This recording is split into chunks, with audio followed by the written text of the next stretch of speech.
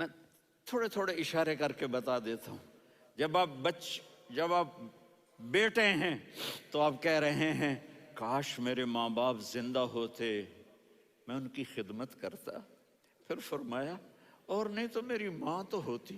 چونکہ ماں کو دیکھا ہے نا، باپ کو دیکھا نہیں ہے، تو فرمایا کاش میری ماں زندہ ہوتی اور میں عشاء کی نماز کے لیے مصلی پہ کھڑے ہو کے الحمدللہ رب العالمین پڑھ رہا ہوتا، اور ادھر سے میری ماں مجھے بلاتی محمد، تو میں نماز توڑ کے کہتا جی اماں جان میں آ رہا ہوں، نماز پھر پڑھا دوں گا.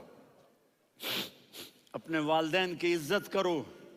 یہاں کا بڑھاپا بڑا خوفناک ہے کہ اولادیں چھوڑ جاتی ہیں اور ماں باپ ٹوائلٹ جانے سے بھی عاجز ہوتے ہیں.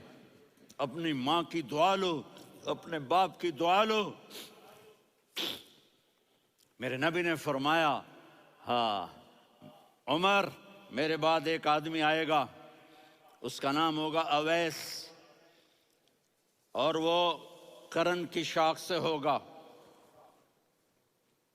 ہو گیا ٹائم؟ اچھا.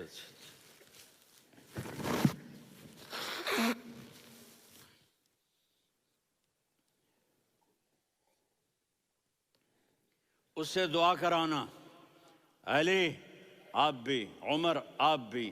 یا رسول اللہ کس لیے؟ کہ اس نے ماں کی ایسی خدمت کی ہے کہ جب ہاتھ اٹھاتا ہے اللہ اس کے ہاتھ خالی نہیں لوٹاتا. حضرت عمر رضی اللہ تعالی عنہ نے حج کے موسم پر سارے حاجی کھڑے کر لیے، کہا بھائی یمن والے کھڑے رہو باقی بیٹھ جاؤ. تو بیٹھ گئے. پھر فرمایا کہ یمن والے بیٹھ جاؤ، قرن والے کھڑے رہ جاؤ. تو ایک آدمی کھڑا رہا. کہا تم قرنی ہو؟ کہا جی ہاں. اویس کو جانتے ہو؟ جی میرے بھائی کا بیٹا ہے لیکن تھوڑا پاگل سا ہے، آپ کیوں پوچھ رہے ہیں؟ حضرت عمر نے فرمایا وہ نہیں، تو پاگل ہے. کدھر ہے؟ کہا جی اونٹ چرانے گیا ہے ادھر عرفات کی طرف. تو آپ نے حضرت علی کو ساتھ لیا اور دوڑ لگائی سواری پر. دیکھا تو اویس کرنی ایک کیکر کے نیچے نماز پڑھ رہے تھے اور اونٹ چر رہے تھے. تو جب انہوں نے دیکھا کہ دو آدمی آ کے بیٹھ گئے تو انہوں نے نماز شارٹ کٹ کر دی. تو حضرت عمر نے پوچھا کون ہو بھائی؟ کہا جی میں مزدور ہوں. کہا تیرا نام کیا ہے؟ کہا جی اللہ کا بندہ.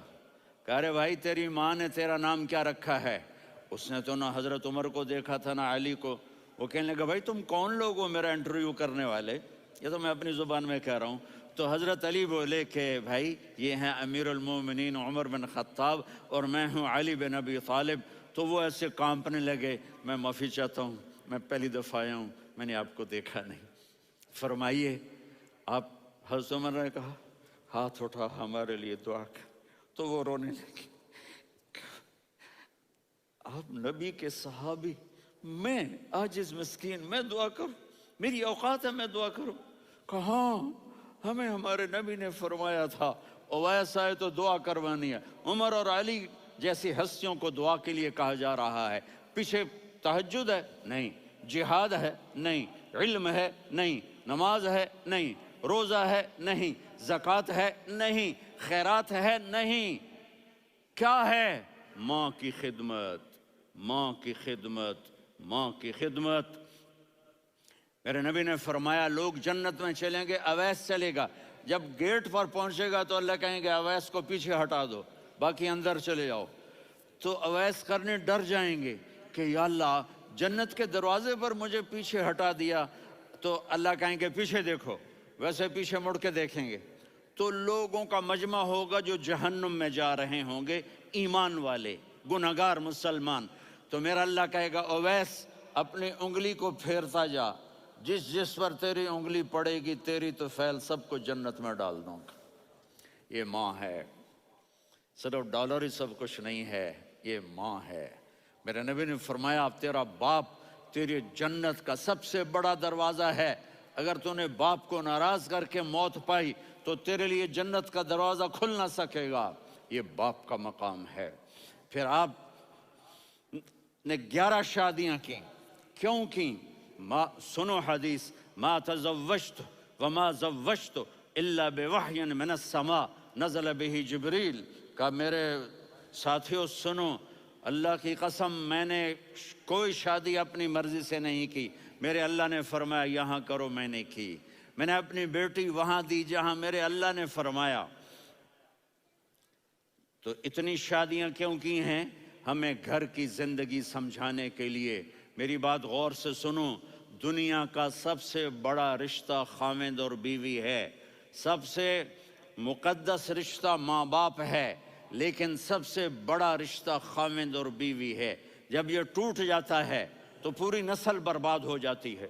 اس لیے آپ نے زندگی گزار کے دکھائی۔ آپ گھر میں جھاڑو دے رہے ہیں، آپ آٹا گوندھ رہے ہیں، آپ حضرت عائشہ کو لقمے بنا کے کھلا رہے ہیں، اور حضرت عائشہ کی دلداری کے لیے فرما رہے ہیں عائشہ سننا حدیث طبرانی کی، عائشہ انہو لیہون علی الموت ان اریتک زوجتی فی الجنہ، عائشہ مجھے جب سے پتا چلا ہے نا کہ تو جنت میں میری بیوی ہے تو مجھے تو مرنے کا شوق لگ گیا ہے۔ اللہ کی قسم ہمیں سکھانے کے لیے تھا۔ جس نے اللہ کو دیکھ لیا ہو اسے عورت کی کیا خواہش رہ جاتی ہے۔ یہ ہمیں سکھانے کے لیے تھا کہ سب سے زیادہ عزت بیوی اپنے خاوند کو دے، خاوند اپنی بیوی کو دے۔ ہن لباس لکم وانتم لباس لہن، تمہاری بیوی تمہارا لباس ہے، اور اللہ بیوی سے کہتا تیرا خاوند تیرا لباس ہے۔ آپ نے 11 گھروں کو کس طرح آباد کیا، کس محبت سے کیا کہ 2 مہینے چولہا نہیں جلتا اور کسی کی زبان پر شکایت نہیں۔ یہ حسن سلوک، یہ محبت۔ حضرت عائشہ کی عمر تھوڑی تھی، جہاد کے سفر سے واپسی ہو رہی، تو آپ نے صحابہ سے کہا بھائی چلے جاؤ سارے آگے چلے گئے، تو صرف آپ دونوں رہ گئے۔ تو آپ نے کہا عائشہ دوڑ لگائیں۔ سبحان اللہ، حضرت اما عائشہ نے نہیں کہا، میرے نے عائشہ دوڑ لگائیں، میں کہا جی لگائیں۔ تو کہنے لگے ہمیں دوڑ لگائی، کہنے لگے میں آگے نکل گئی آپ پیچھے رہ گئے۔ چند سال گزرے تو پھر ہم جہاد کے سفر سے آ رہے تھے، تو آپ نے کہا صحابہ سے جاؤ بھی چلے جاؤ آگے آگے آگے آگے، وہ غائب ہو گئے۔ پھر آپ نے کہا عائشہ دوڑ لگائیں، تو میں نے کہا جی لگائیں۔ کون دنوں ذرا میں موٹی ہو گئی تھی، تو جب دوڑ لگی تو میرے نبی آگے نکل گئے، میں پیچھے رہ گئی۔ تو ہم نے کہا ہاذہ بتلک، عائشہ تو میں اب برابر ہو گئے، ایک دوڑ تم نے جیتی ایک دوڑ میں نے جیتی۔ یہ ہمیں گھر کی زندگی سکھانے کے لیے تھا کہ گھر میں بیوی کے ساتھ کیسا ہونا چاہیے۔